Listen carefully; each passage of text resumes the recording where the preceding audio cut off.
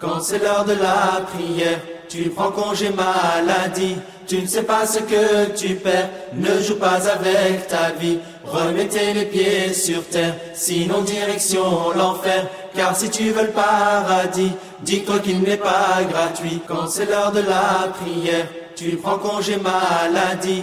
Tu ne sais pas ce que tu perds, ne joue pas avec ta vie. Remettez les pieds sur terre, sinon direction l'enfer. Car si tu veux le paradis, dis-toi qu'il n'est pas gratuit. Quand c'est l'heure de la prière, tu prends congé maladie. Tu ne sais pas ce que tu perds, ne joue pas avec ta vie. Remettez les pieds sur terre, sinon direction l'enfer. Car si tu veux le paradis, dis-toi qu'il n'est pas gratuit. Quand c'est l'heure de la prière, tu prends congé maladie. Tu ne sais pas ce que tu perds, ne joue pas avec ta vie. Remettez les pieds sur terre, sinon direction l'enfer. Car si tu veux le paradis, dis-toi quand c'est l'heure de la prière, tu prends congé maladie. Tu ne sais pas ce que tu perds, ne joue pas avec ta vie. Remettez les pieds sur terre, sinon direction l'enfer. Car si tu veux le paradis, dis-toi qu'il n'est pas gratuit. Quand c'est l'heure de la prière,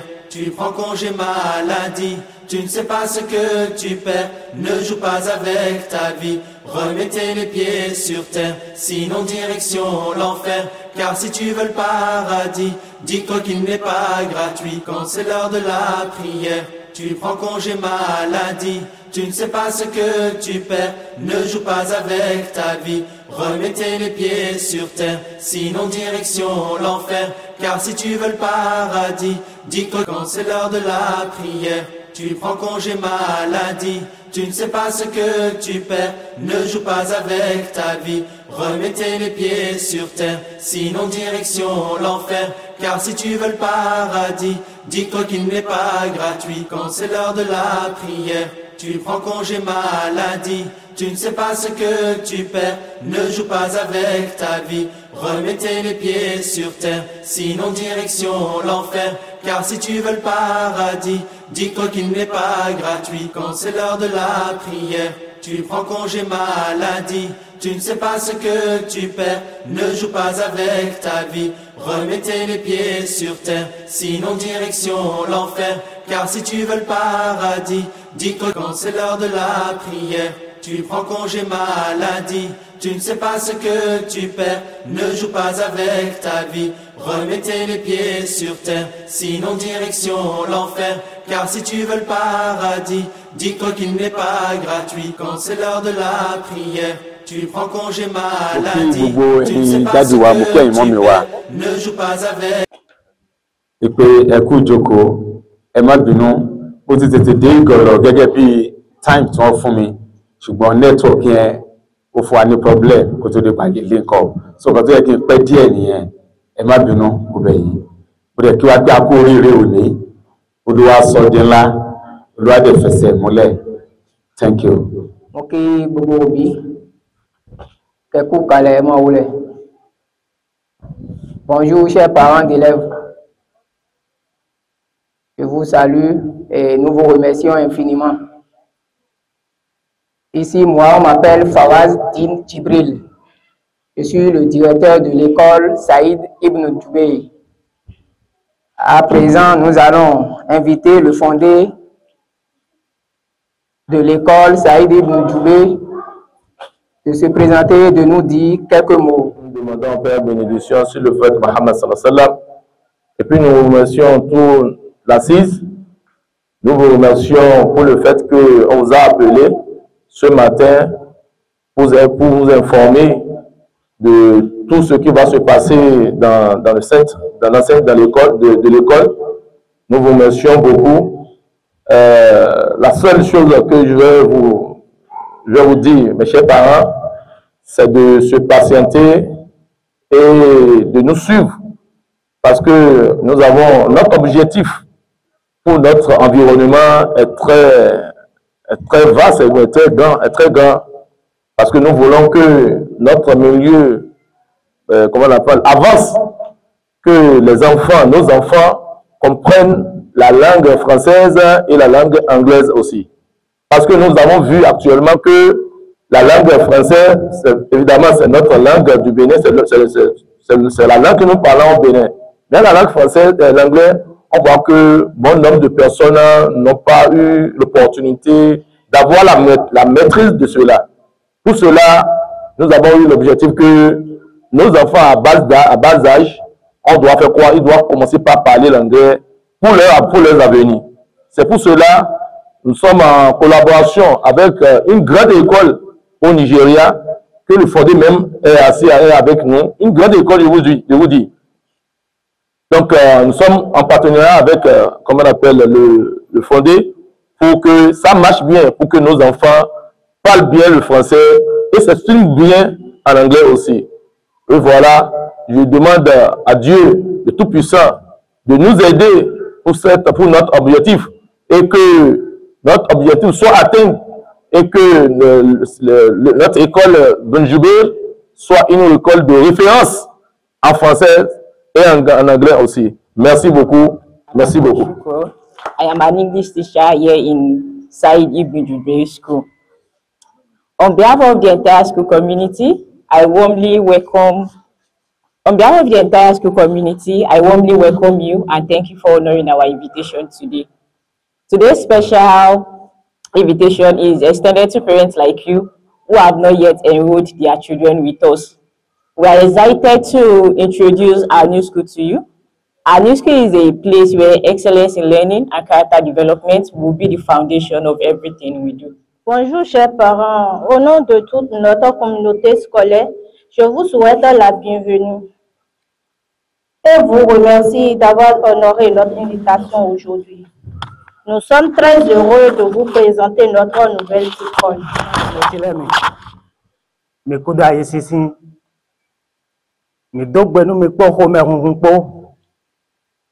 Bodo wafi do gain l'homme.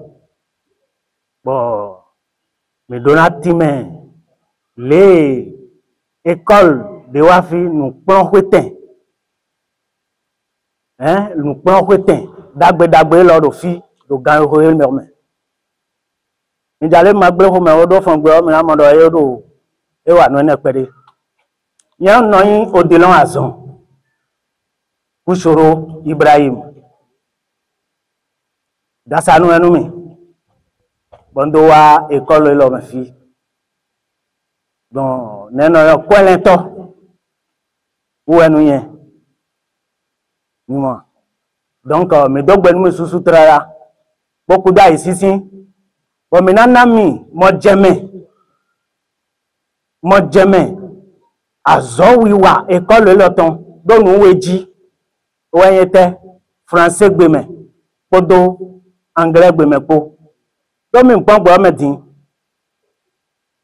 Tobo azome vi ou bien vi de zeda azome e dona segbe jogbe gbe de te kalewe pataki nu konton wa yin français gbe awe to wa yin anglais don te bon gbe o me bi egbedin ou wa yin gbe de do taji ou ga gbe le me bi lilie me mi do bodo jakoha école dahodopo dedo togudo dile ko timenu mi dodo gbele me waye numa donc nous dagbe de me on bodo aso wi wa ton po zan de din minana mi moje meton bo mina mo nukunu jawu e atenu mi Opened our doors to the community, and as a sign of our commitment to the community, we offered a 1-month program to the children. Many children participated and they enjoyed their time.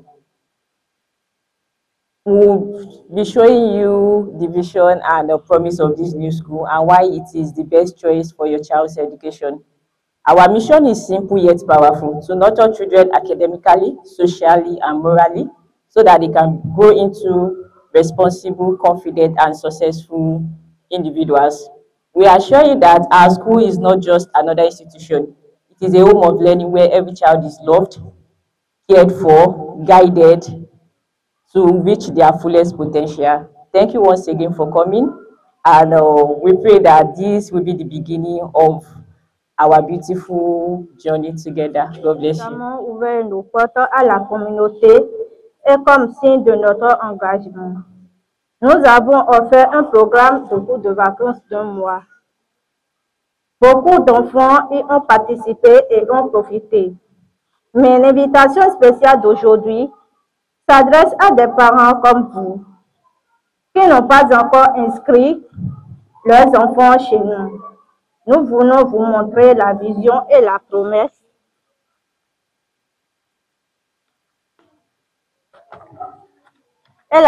de cette école et pourquoi elle est le meilleur pour l'éducation de votre enfant. Notre mission est simple mais puissante, accompagner les enfants sur le plan académique, moral et social, afin qu'ils puissent devenir des individus confiants, responsables et accomplis. Nous voulons vous assurer que notre école n'est pas seulement une institution, mais une véritable maison d'apprentissage où chaque enfant est connu, aimé et guidé vers l'épanouissement de son plein potentiel. Merci d'être venu et que ceci soit le début d'un beau parcours ensemble. Que Dieu vous bénisse. Good morning to the director, the personalities at the high table here, and to the audience. Lẹ́ẹ̀kan sí mo kí àwọn tó wà mo kí director wa olùkọ́ wa ní Saheed Ibn Dubey, àwọn tó wà lórí high table àti ẹ̀yin àwọn òbí wa. I'm glad indeed to be here today. Inú mi dùn pé mo wà níbí lónìí. Although I never knew the director before, Lóòótọ́ ni pé mi ò mọ ẹni tó ní school yìí rí. it's just the will of God that we know one another and that I have an assignment in this school. Àmọ́ àánú Ọlọ́run ni pé mo mọ̀ wọ́n àti pé ó ní nǹkan tí mo wá ṣe ní school yìí. The day he came to my school to see me, Ní ìjọ́ tí wọ́n wá sí school tọ̀dọ̀ mi tí wọ́n wá rí mi. he was fortunate to meet me that very day. Wọ́n ní àǹfààní àti rí mi ní ìjọ́ yẹn. And he related his mission to me. Àwọn sì sọ àwọn nǹkan tí wọ́n fẹ́ wá ṣe, wọ́n sọ fún mi. And immediately I promised him my 100% support. Àní ẹsẹ̀kẹsẹ̀ mo sọ fún wọn pé mo wà pẹ̀lú wọn ní gbogbo ọ̀nà. And that is why I made sure I am here today, despite the fact that I got very close and late information. Nítorí ẹ̀ ni mo ṣe rí dájú pé mo wà ní ibi lẹ́yìn bó tiẹ̀ jẹ́ pé ètò yìí wọn tètè sọ fún mi. I am a teacher. Olùkọ́ ni mí. And I have the responsibility to give my support to education of the children anywhere, anytime, till when death comes. And ìpín mi ni gẹ́gẹ́ bí olùkọ́ láti kéde education títí tíjọ́ tí mo máa fi kú. So despite the fact that I don't know director, I told him I will give you my maximum support. Bó tẹ̀ jẹ́ pé mi ò mọ director school tààrà mọ́ mo sọ fún ní pé mo máa ṣe gbogbo nǹkan tó wà ní ìkápá mi àtìlẹ́yìn máa fún un ní àtìlẹ́yìn mi. While I was coming this morning, bí mo ṣe ń bọ̀ ní àárọ̀ yìí, my family was skeptical. Àwọn mọ̀lẹ́bí mi wọ́n wò bákan. Where did you meet this man? Do you know the family? The man you never knew his house. You are going to Republic of Benin. Arákùnrin yìí ṣe mo rí ni tẹ́ wá ń lọ sí odidi ìlú ní Benin Republic. But I told them there won't be any problem. Àmọ́ mo sọ fún wọn pé mo jẹ́ kó yé wọn pé kò ní sí wàhálà.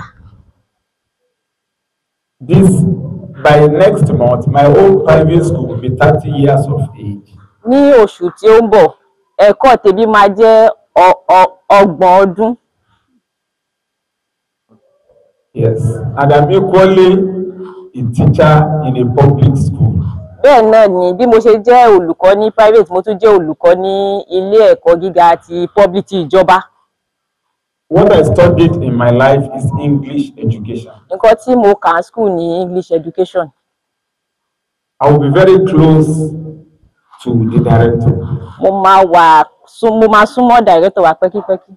I want to assure you that effective and thorough teaching of English language will be feasible in this school. Mo fẹ́ fún yín ní ìdájú pé èdè Gẹ̀ẹ́sì ẹ máa rí nínú àwọn ọmọ yín ní school tí a wà yìí. I will work hand in hand with the management of the school. Mo máa ṣiṣẹ́ lọ́wọ́ a máa jọ ṣiṣẹ́ pọ̀ ní school tí a wà yìí. As well as the English teachers. Bẹ́ẹ̀ ni pẹ̀lú àwọn tí ó fẹ́ kẹ́kọ̀ọ́ èdè Gẹ̀ẹ́sì. And there will be success. And everything máa dà, gbogbo ẹ máa dà. God help us. Ọlọ́run á bá wa ṣe. I give the parents that are here, whether your children have been registered within school or not, I'm not advertising this school, but I'm telling you what is possible, that you'll be impressed. Fún yín ní ìdájú pé ní school tí a wà yìí èdè Gẹ̀ẹ́sì ó máa jẹ́ nǹkan tá máa mú ní kúkún dúró pé àwọn ọmọ yìí máa mọ̀, wọ́n máa lè sọ, wọ́n sì dẹ̀ lè máa kà. Ọlọ́run á bá wa ṣe. The textbooks that we need to buy for our children to help them learn effectively well, I have suggested them to the director. Àwọn ìwé tí a máa lò ní ilé ẹ̀kọ́ wa yìí mo ti sọ fún director wa. And from time to time, I will be relating with the teachers too. A ní àkókò sí àkókò, èmi àtàwọn teacher a máa bára wa ṣiṣẹ́. I assure you it will be well. Mo sì ń sọ fún yín pé mo rí dájú pé gbogbo nǹkan máa lọ déédéé. God help us. Ọlọ́run á kún wa lọ́wọ́. I welcome you once again. Bẹ́ẹ̀ ni mo kí yín pé ẹ káàbọ̀ lẹ́ẹ̀kan sí. Mexico. Ẹ ṣé. Yorùbá gbẹmẹ kó lókun gbẹmẹ. Ó ń lọ tẹ ọ̀gá mi tán dahó déédó école ẹ lọ sí dahó do Nigeria tán.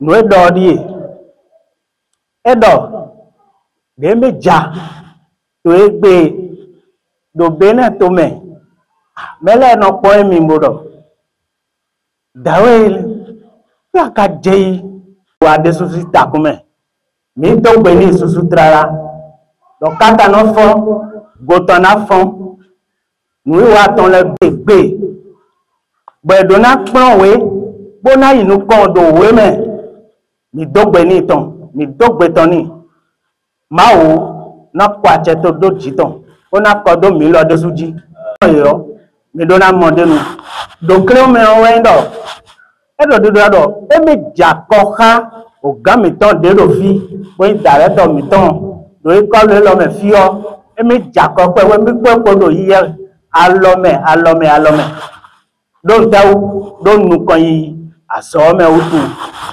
mi dogbe ni ede su do me nla biro pe me fi o juro ma o ton ka yin dagbe ena chenu yin kaka be na chenu mi lo boku do wa ina so boku da yi sisin don janu de e ko lo ino yo do ibjube yi nu yen dagbe de hen wa bo mi si ayin bojo aso mi ton ledo bojo ni wa mi ton ledo mo wa si ayin ma yin tata do ma o si nkan me dagbe je na yin vile de na wafi ye na sewe bo mali me zande din dile ko jahado do me ba ku do vacances pere dile jahado nu pere de pon yi me de su mi na mo zande din bo ndo nu dagbe po nu yanyan po me na mo nu ku jeme ina chenu mi me wafi do kan lo me lo waju mama lere nìkan gbọ́dọ̀ ìjẹ nìkan bí máa jẹ mama lere bi eje àbí ẹ máa jẹ eje àbí ẹ máa jẹ bo pasiporo ilé bí mi tole na to gbo ni be na se we mo ilé yo ha gbogbo mo je we adesu na yin ha gbodo ta to mene wá sọ pé aṣọ náà ó dára ó sì yẹ obìnrin tó wọ̀ wọ́n ní ó dáa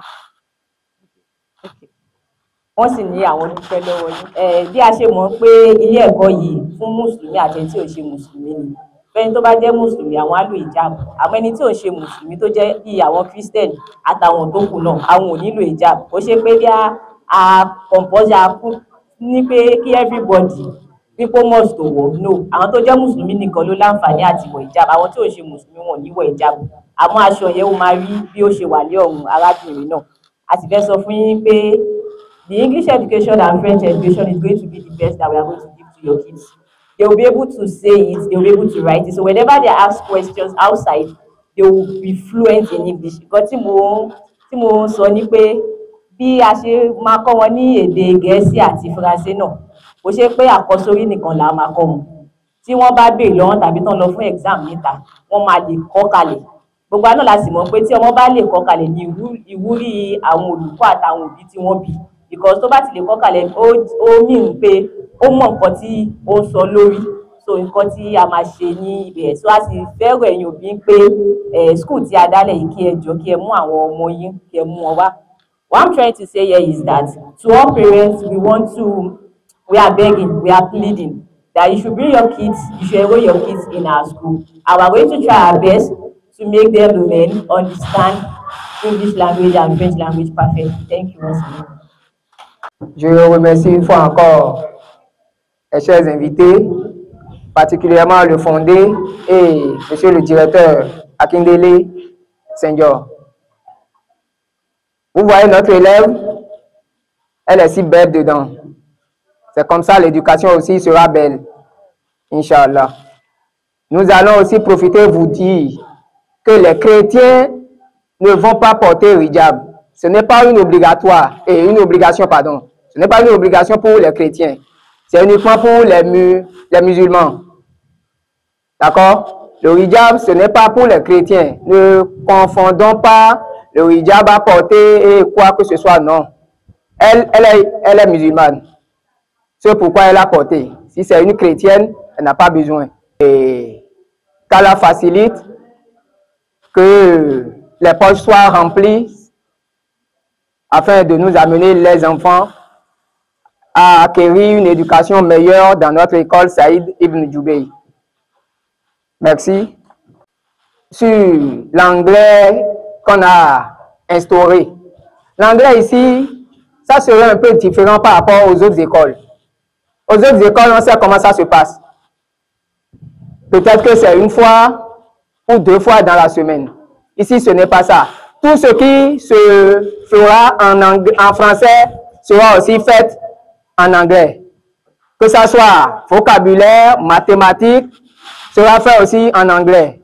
C'est un peu comme les autres écoles anglaises que nous connaissons. Quand je prends le nom d'une école Equinus, il y a tout là-bas. C'est un peu exactement ce qui va se passer ici. Tout ce que les enfants recevront en français sera aussi traduit en anglais. Du fait que, arrivé au CM2, les enfants auront 2 diplômes. C'est-à-dire le CEP du Bénin et le CEP du Nigeria. Et là, ils vont se déplacer, aller au Nigeria, faire l'examen. Voilà comment ça va se passer brièvement. Merci encore. Ok. A, B, C, D. Fatima, let's start. A, B, C, D, E, F, G, H, I, J, K, L, M, N, O, P, Q, R, S, T, U, V, W, S, Y, Z. Again. A, B, C, D, E, F, G, H, I, J, K, L, M, N, O, P, Q, R, S, T, U, V, W, S, Y, Z. Buck my shoe, TD for knock at the door, 5, 6, pick up 6, 7, 8, 11, 12, 9, 10, maybe 5, 11, 12, go to the bed, 13, 14, shoot your gun, go, shoot your gun. Again. 1, 2, buck my shoe. Okay. Oh, yeah. Show me your head. Show me your head. Show me your head. Show me your eyes. Show me your eyes. Show me your nose. Show me your nose. Show me your hair. Show me your hair. Show me your hand. Show me your hand. Okay, clap for yourself.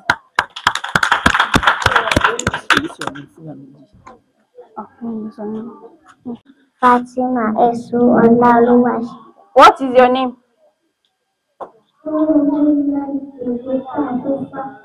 Clap for yourself. Good morning, everybody. Good morning, our Take it. Good morning, everybody. Good morning, our Hope you are doing well. Oh yes. Oh yeah. Oh yes. Good morning, everybody. Good morning, our Good morning, everybody. Good morning, our Hope you are doing well. Oh yes. Oh yeah. Oh yes. Okay. You, what is your name? My name is Obani Mariam. I am 8 years old. You too. Introduce yourself. My name is Ojo Dorcas. I am 12 years old. Introduce yourself. My name is Jiboy Mistorat. I am 7 years old. Introduce yourself. My name is Sodo Dorcas. I am 8 years old. Introduce yourself. My name is Jibril Farouk. I am 10 years old. Clap for yourself. Motoka. Motoka. Gently to Motoka. If I want to go to school, oh, please carry me. Beep, beep, beep, pa, pa, pa, zoom. Again. Motoka. Gently to Motoka. If I want to go to school, oh, please carry me. Beep, beep, beep, pa, pa, pa, zoom. This is my nose. This is my mouth. This is my house. This is my house. Clap, clap, clap. This is my eyes. This is my eyes. Blink, blink, blink. Again. This is my nose. This is my mouth. This is my mouth. This is my hands. Clap, clap, clap. This is my eyes. This is my eyes. Blink, blink, blink. Clap for yourself. Yeah, I'm sure I come on. Okay. Because 2 fois 1, 2. 2 times 1, 2. 2 fois 2, 4. 2 times 2, 4. 2 fois 3, 6. 2 times 3, 6. 2 fois 4, 8. 2 times 4, 8. 2 fois 5, 10. 2 times 5, 10. 2 fois 6, 12. 2 times 6, 12. 2 fois 7, 14. 2 times 7, 14. 2 fois 8, 16. 2 times 8, 16. 2 fois 9, 18. 2 times 9, 18. 2 fois 10, 20. 2 times 10, 20.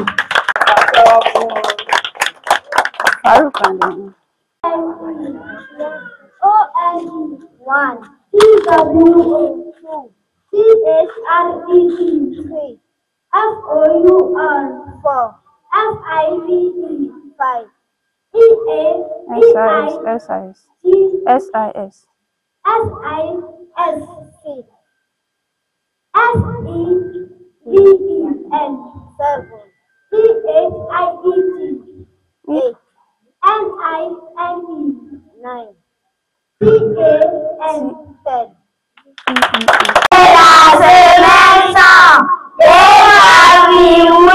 Lundi, Monday, mardi, Tuesday, mercredi, Wednesday, jeudi, Thursday, vendredi, Friday, samedi, Saturday, dimanche, Sunday. Again. Les jours de la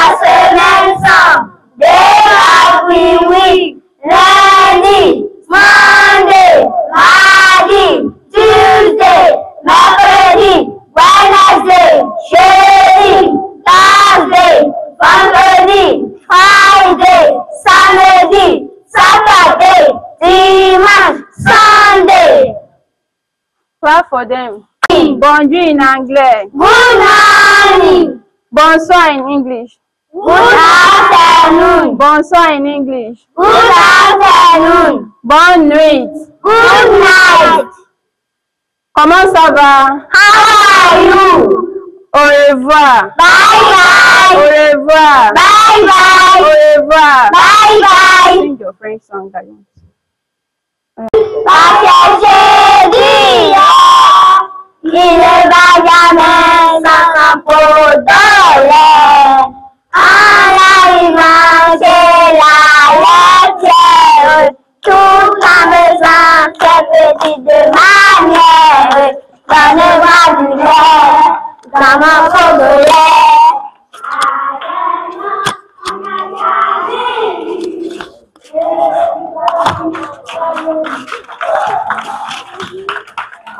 Ko kleunde benyete école lo titode we do nu plantin si côté e wa zomba edo na gbovonu école de lait do bowuli edeko do agaja me na de no agaja me na itegbe do agbeta o mo no hododo agaja na hodo e na chenu me kaka wa yin no zo de mi do bodo aisisi do fio e na chenu me desu. Je vous remercie beaucoup, mes chers parents. Bonne assise. Je vais vous éclaircir un peu de quelque chose. Quelle est la chose? Nous avons une planification qui est généralisée sur le pratique et le théorie de notre programme de l'année scolaire Ibn Djoubey. Ça veut dire quoi? L'organisation, ça a été maintenu par l'administration, la rigueur a été planifiée, le travail bien fait et que les parents soient satisfaits de leurs besoins. Et la satisfaction doit être donnée par les apprenants. Nous avions organisé certaines choses. La chose pour les secondaires également, parce que les années à venir, les secondaires aussi vont s'instaurer dedans. L'organisation, nous avions planifié un cours du soir pour, dans cette école qui est déjà mise en place, déjà, disons, de la 6e en terminale, en mathématiques, PCT, SVT, anglais, français. Même pour tout autre qui veulent, adultes, qui veulent comprendre la langue anglaise, la langue française, peuvent simplement venir dans l'administration, s'inscrire et il sera satisfait de quoi il s'agit. Vous voyez, l'organisation a été planifiée parce que les années à venir, disons l'année prochaine, là, il aura de secondaire de la 6e en terminale, par votre volonté et par la capacité de Dieu, parce que l'œuvre de Dieu est la meilleure dans toutes choses. Mais nous avions confiance en vous. Et nous avions aussi confiance en nous par rapport à notre travail. Merci beaucoup. L'établissement, on voit Saïd Ibn Djoubey. Donc, ce qui attire premièrement notre attention, ça devrait être une école islamique. Vous voyez, bon, on a mis école bilingue franco-arabe. Dans toute la présentation, on n'a pas constaté quelque chose qui parle de la langue arabe ou bien, je ne sais pas, peut-être s'il y a aussi les alphas qui vont aider les enfants à comprendre la langue arabe, à apprendre, comment on appelle, l'islam, tout ce qui est concernant le Coran. On n'a pas vu ça dans la présentation. Et la langue arabe, ce n'est pas forcément uniquement pour les musulmans. Même les chrétiens peuvent apprendre aussi la langue arabe. C'est toute une langue comme les autres, comme le français, l'anglais. Ça permet de, comment on appelle, d'être un peu bon partout et de pouvoir s'exprimer avec des étrangers même. Vous voyez, donc c'est ça qui a attiré mon attention. J'aimerais que vous nous éclaircissiez sur ça. Merci beaucoup. C'est que l'école, vraiment, c'est une école bilingue, c'est-à-dire qu'anglais, français. Mais il y a une opportunité encore pour les musulmans, pratiquement, même les non-musulmans, comme vous avez dit. La soirée est réservée là pour celui qui veut. Qui veut, comment on appelle, s'instruire dans la langue arabe encore. Parce que vous aurez encore les parents élèves auront des professeurs en arabe bien qualifiés qui vont apprendre encore les enfants la langue arabe. Si je dis les professeurs qualifiés, ce ne sont pas les professeurs qui ont le CEP, parce que la langue arabe, c'est une langue comme toutes les langues dans le monde, qu'on a les diplômes dedans, le CEP, le BBC, le bac, jusqu'au doctorat.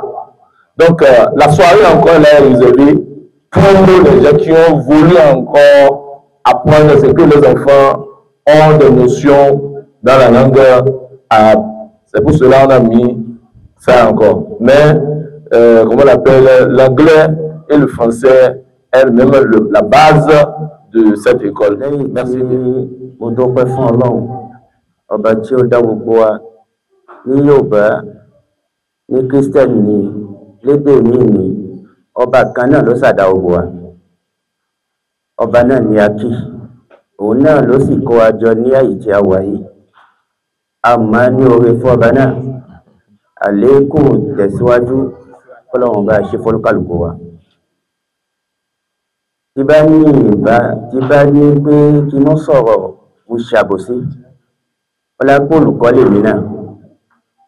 Àkọ́kọ́ náà mo kí olùdarí olóòtú ilé ẹ̀kọ́ yìí àti gbogbo àwọn tí ó ń pọ̀ pẹ̀lú rẹ̀ níbi ìrànlọ́wọ́ láti lè gbé ilé ẹ̀kọ́ yìí dìde. Mo kí gbogbo wọn kan kú ìgbìyànjú kí Ọlọ́run gbà ní ìbádà forúkàlùkù wa. Mo ní ìkọ́ni ní tí bá dákẹ́ kò ṣàbòsí. Nítorí inú mi dùn bàtàkọ àwọn ọmọ jáde, inú mi dùn ní mọ́mọ́ kan ní gbogbo ọmọ tán kó jáde o. Àmọ́ wọ́n gba gbólóhùn kọ̀ọ̀kan táwọn ọmọ náà sọ kalẹ̀ tó ìjásí pé wọ́n kọ́ wọn pọ̀ lódùn wọn ọ̀sẹ̀ 4 tàmà ní oṣù kan ni wọ́n fi kọ́ wọn ní ohun tán gbé jáde yìí. Káàkiri ẹni tó kọ́ wọn ń pọ̀ ṣiṣẹ́. Ohun tó fà tún lè gbà mí kó ní nìkan tó kọ́ wọn mo kí gbogbo iṣẹ́ kọ́lọ́run bá ṣàlékún àlàáfíà fún. Nítorí iṣẹ́ ni fẹ́ni tó bá jẹ́ olùkọ́ ká kọ́ ọmọ láàrin oṣù kan kọ́ ọmọ náà wá gbé jáde láàrin àwọn èèyàn kí ní ìlú tó wá dùn lórí rẹ̀ bí bá dákẹ́ pé ìlú sọ̀rọ̀ sórí ẹ̀ mo ṣàbòsí iṣẹ́ ohun tó dáa ó yẹ ká fi hàn. Bí ká ti rí yí báyìí kọ́lọ́run tó wá ṣe èyí tó wá jù bẹ́ẹ̀ lọ káwọn ọmọ náà tó máa jù bẹ́ẹ̀ lọ ní ọlá títóbi rẹ̀. Kọ́lọ́run sì wá ṣe ní ọ̀run fún gbogbo òbí. Nítorí gbogbo òbí ló wù olómìn bẹ́ẹ̀ ní sí ó wù pé ó sì wù kóhun fọmọ sí o. Àmọ́ ohun tí ó gbé òun débẹ̀ kí náà tí tẹ̀wọ̀n lọ́wọ́ Ọlọ́run ṣe ní ọ̀run forúkàlùkù wa ọlá títóbi rẹ̀. Subhanakallahumma wa bihamdika. أشهد أن لا إله إلا أنت أستغفرك. Pàtàkì jùlọ àti àwọn ọmọ àti ilé ẹ̀kọ́ yìí. Àwọn ẹni tó jẹ́ fọ̀ǹdé ilé ẹ̀kọ́ yìí, a kí wọn ká kú ìgbìyànjú. Bákan náà kí mùdírù ilé ẹ̀kọ́ yìí, èyí ni dìrẹ́tọ̀ ilé ẹ̀kọ́ yìí, a kí àwọn náà. Àwọn afẹ́ àwọn méjèèjì a fi kí gbogbo àwọn ẹni tó jẹ́ olùkọ́ ń bí lọ́kùnrin àti lóbìnrin.